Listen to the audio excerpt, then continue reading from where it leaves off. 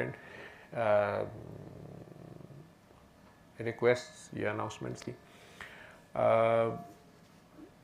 मेरा ख्याल है आलमी जंग भी चल रही है, कुछ भी है, हम लोग भी वीडियोस की थंबनेल्स पे बचा पार्टी, कभी कोई तस्वीरें अमेरिकन प्रेसिडेंट की या कोई वर्ड्स ऐसे आ जाते हैं, शहादत जंग, एक दो वीडियोस उन्होंने रिमूव भी कर दी हैं। तो वीडियो की सर्कुलेशन भी बहुत कम हुई भी है। यूट्यूब के भी कई लोग मुझे आज भी फ़ोन कर रहे थे कि हमें आपका चैनल नज़र ही नहीं आ रहा, या आपकी लाइव नज़र नहीं आ रही, या फेसबुक पे आपका पेज नहीं मिल रहा। तो वो इसे कहते हैं गैग कर देना।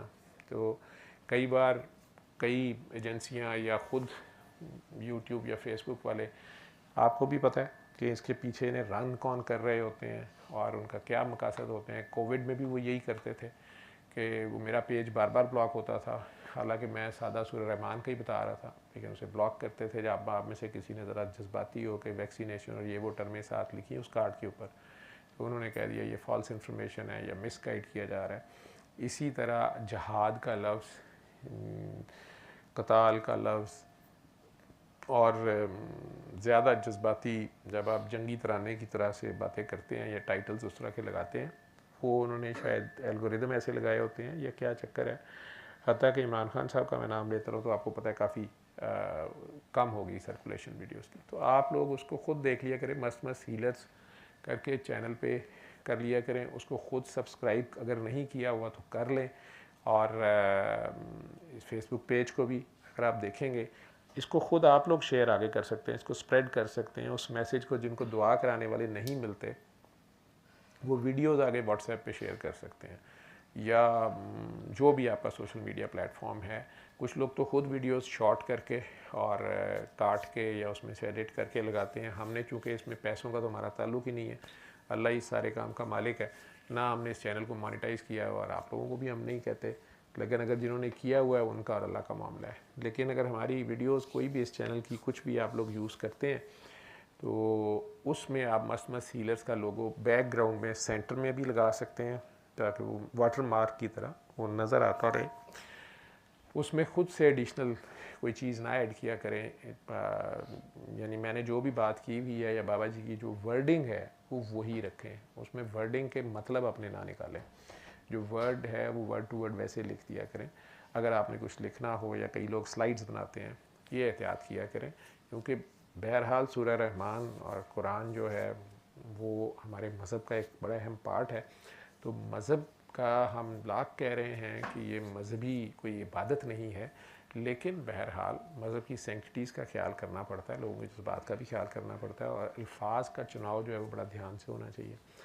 आप लोगों को ख़ुद पता है कि आप में से आधे से ज़्यादा मेरी तरह पागल हैं, तो वो नई जज्बाती तौर पे आपको पता चलता तो बड़ी बड़ी बातें आप लिख देते हैं। या अभी कल एक काकी जी ने किसी डांस की वीडियो लगाई भी थी इंडिया से, तो उन्हें काकी जी वो अच्छी लग रही थी ठुमके लगाती हुई, लेकिन वो मेरी नाम लगाई हुई थी, और नीचे लोग उन्हें तरले डाल रहे थे कि डॉक्टर साहब का नाम काफ़ी रोशन हो गया। तो अब ना करें, तो मैंने भी जाके उस पर लिख दिया, किसी ने टैग किया, मैंने लिखे काकी जी इसको हटा दें, तो उन्होंने हटा तो दी, लेकिन उन्होंने साथ बड़ी खुश हुई कि देखा शुक्र है आपने मुझे काकी जी कह दिया, मैंने इसलिए लगाई थी। लेकिन चले, आप सारे बड़े प्यारे हैं, तो अल्लाह ने आपको बड़े प्यार से बनाया, वो ख़ुद बड़ा प्यारा है और उसको प्यार ही करता है। वो हसीन है, उसे हुस्न पसंद है, तो उसने आप सबको भी बहुत प्यार से बनाया।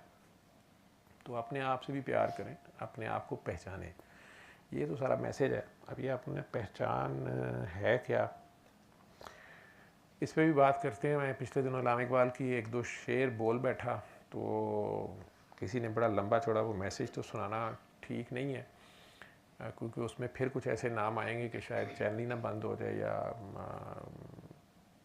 फिर गैग कर दिया जाए मज़ीद। लेकिन अल्लामा इकबाल के अशार की जहाँ तक आपने रिक्वेस्ट की है, या जो माशाल्लाह इतनी लंबी लंबी गज़लें आपने भेज दी हैं उनकी, वो मैं कोशिश करूँगा कि उन्हें थोड़ा बहुत नरेट कर दूँ आपको, या जैसे आपने वो लिंक शिंक्स भेजे हैं वो उन्हें प्ले कर लें। मतलब अल्लामा इकबाल का जहन में ये रखिएगा कि अल्लामा इकबाल जिस दौर में पैदा हुए, उस दौर में इंडो पाक के मुसलमान जो थे ये उर्दू से ज़्यादा फ़ारसी बोलते भी थे, और फ़ारसी इनकी उतनी ही घरों में बोली जाने वाली, और फ़ारसी लिटरेचर के बड़े अच्छे ये रीडर्स भी थे, जानते थे। और शायद उस वक्त जो